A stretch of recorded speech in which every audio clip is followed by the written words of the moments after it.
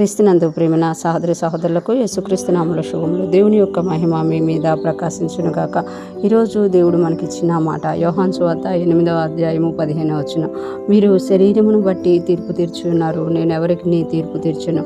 ఈ మాటలు యోహాను సువార్తలో యేసుప్రభువు గారు చెప్తున్నట్టు మనం చూడగలం. యోహాను సువార్త 8వ అధ్యాయం 1వ వచనంలో ఆయన తెల్లవారుజామునే దేవాలయంలో నుండి వస్తున్నప్పుడు ఆయన యొద్దకు ఒక పాపంలో పట్టబడిన స్త్రీని తీసుకొచ్చినట్లుగా మనము చూడగలమన్నమాట. ఆ స్త్రీని ఆ యేసుప్రభువు అంటే ఎలాగ సేవ్ చేశారో మనకు అందరికీ తెలిసినమాట. అందుకు యూదులు వాళ్ళందరూ కూడా యేసయ్య మీద పగబట్టి ఏం చేస్తున్నారంటే నువ్వు తీర్పు తీరుస్తున్నావు అనేటట్టుగా మాట్లాడుతూ వచ్చినప్పుడు యేసుప్రభువు ఇక్కడ తెలియజేస్తున్నారు కదా, మీరు శరీరమును బట్టి తీర్పు తీర్చుచున్నారు. అంటే శరీరమును ఆస్పదం చేసుకొని బయట కనబడుతున్న దాన్ని బట్టి, అంటే మనం ఏదైతే చూస్తున్నామో కొన్నిసార్లు అది నిజం కాకపోవచ్చు అనమాట.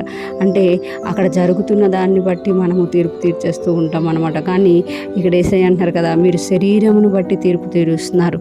అంటే శరీరంలో జరుగుతున్న క్రియలను బట్టి, శరీరం మీరు కళ్ళతో చూస్తున్న దాన్ని బట్టి, చెవులతో వింటున్న దాన్ని బట్టి మీరు తీర్పు తీరుస్తున్నారు. శరీరానుసారమైన తీర్పును బట్టి, శరీరమును బట్టి తీర్పు తీరుస్తున్నారు.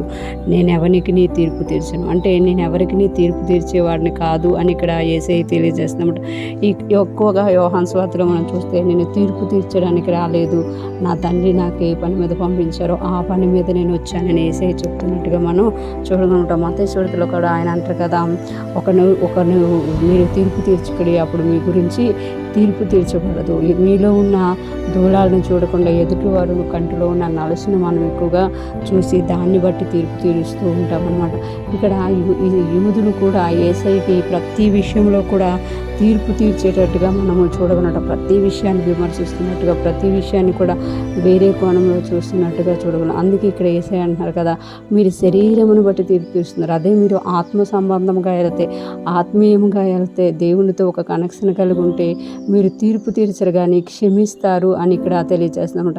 క్షమించడము అనేది దేవుని గుణం అనమాట. తీర్పు తీర్చడము అనేది సాతాను గుణం అనమాట. ఎప్పుడైతే మనం ఇతరులను చూసి వారు ఇలా ఉన్నారు అలాగ ఉన్నారని తీర్పు తీరుస్తున్నామో, ఆ తీర్పు తీర్చేదంతా కూడా అపవాది సంబంధంగా అయినదిగా మనం ఇక్కడ చూడగలం. ఎప్పుడైతే మనం క్షమిస్తున్నామో, యేసయ్య మనల్ని క్షమించినట్టు మనము క్షమిస్తున్నామో, అప్పుడు మనము దేవుని యొక్క కృపను, దేవునితో కనెక్షన్ కలిగి ఉన్న వారిగా మనము చూడగలం. అందుకే ఇక్కడ యేసయ్య అంటున్నారు కదా, నేను ఎవరికి తీర్పు తీర్చను, నేను ఎవరికి కూడా తీర్పు తీర్చను కానీ నా తండ్రి తీర్పు తీరుస్తారు అని ఇక్కడ తండ్రికి ఆయన ప్రాధాన్యత ఇస్తున్నట్టుగా మనం చూడగలం. ఈరోజు ఫ్రెష్ మనం వింటున్న ప్రతి ఒక్కరూ జ్ఞాపకం చేసుకోవాలి, మనము ఇతరులని తీర్పు తీర్చేవారుగా ఉన్నామా, మనము క్షమించబడ్డాం కనుక ఇతరులని క్షమించేవారుగా ఉన్నామా అనేది మనము చూసుకుంటాం. ఎప్పుడైతే మనం ఇతరులని క్షమిస్తూ ఉంటామో మనము దేవుని చేత క్షమించబడ్డాము అనే దానికి గుర్తుగా ఉంటుంది. మనం తీర్పు తీరుస్తున్నాము అని అంటే మనం ఇంకా క్షమించబడలేదు అనేది మనము జ్ఞాపకం చేసుకుంటాం. ఈరోజు ఫ్రెష్ మనం వింటున్న ప్రతి ఒక్కరూ కూడా తీర్పు తీర్చే మనసుతో కాకుండా క్షమించే మనసును కలుగుందుము గాక. యేసయ్యలాగా జీవిస్తూ తండ్రికి మహిమకరముగా జీవించుదుము గాక. ఆమేన్.